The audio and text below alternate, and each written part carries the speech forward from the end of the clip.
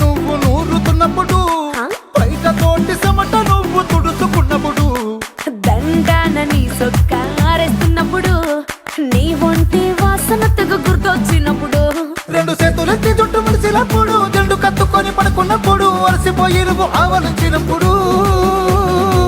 వచ్చుండై feelings